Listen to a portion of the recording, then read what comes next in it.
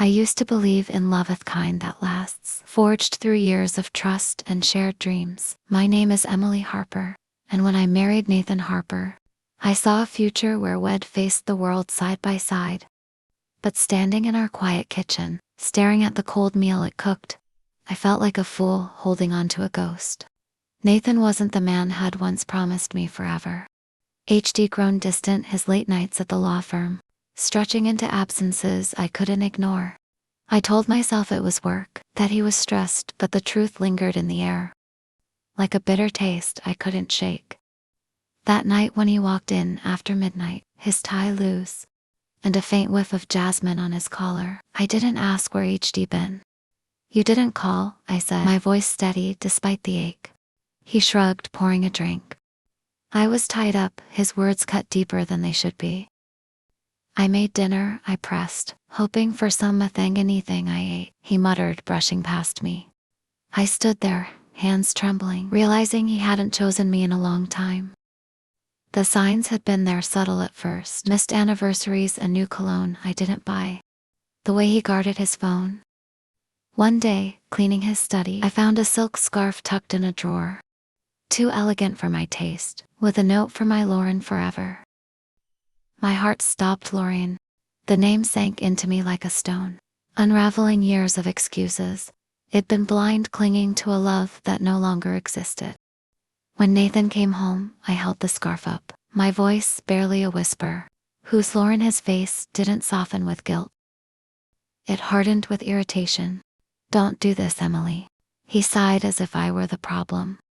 I stared at him, waiting for a lie, an apology, anything. But he just walked away. That was the moment I knew I wasn't enough for him anymore. The truth hit harder than it expected. Lauren wasn't a secret he hid. She was a choice he flaunted. I couldn't sleep, my mind spinning with questions. Had I failed him? Was I too plain to steady? The next day I followed him, my hand shaky on the wheel as his car pulled into a sleek cafe. Through the window I saw her, vibrant, laughing, her hand on his. He leaned in, whispering. His smile, one I hadn't seen in years. My chest tightened, but I didn't turn away. I needed this pain to wake me up. I walked in, heels clicking, and their laughter died when they saw me. Oh, who's this? She asked, smirking.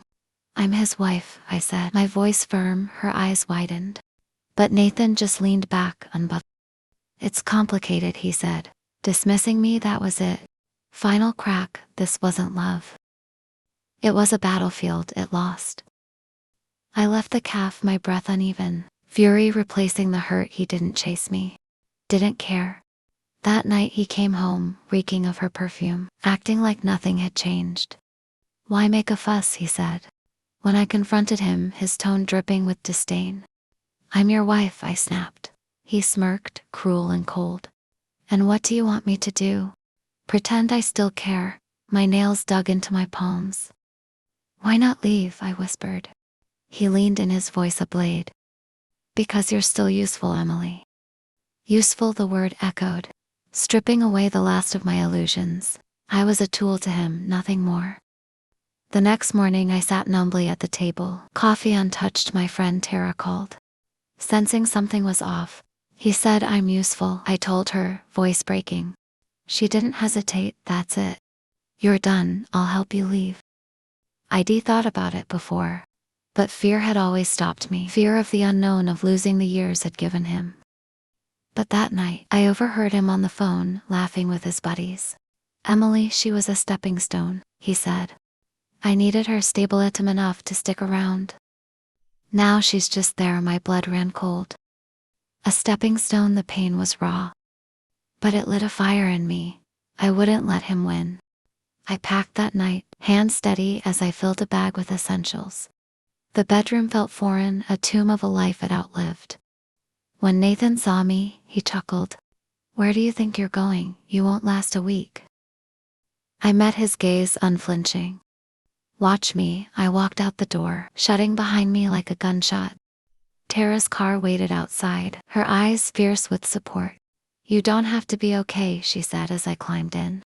I'm not, I admitted, but I will be. The city blurred past, and I felt the weight lift with every mile. I had nothing, no job, no plan, but I had myself, and that was a start at Terrace Place. I woke to sunlight and the smell of coffee, a new day stretching before me. "What's next?" she asked, sliding me a mug. "A job," I said. She grinned. "I've gotta let admin work at a tech firm." It's something I took it. Stepping into an office days later, nerves buzzing, the interview was tough. Me, years out of work, a glaring gap. But I spoke with a strength I'd forgotten. When they called to offer me the job, I smiled, truly smiled for the first time in months. The divorce papers came soon after, and I signed them without a tear. Nathan thought HD broken me, but HD set me free. I was rebuilding, and HD never see me coming.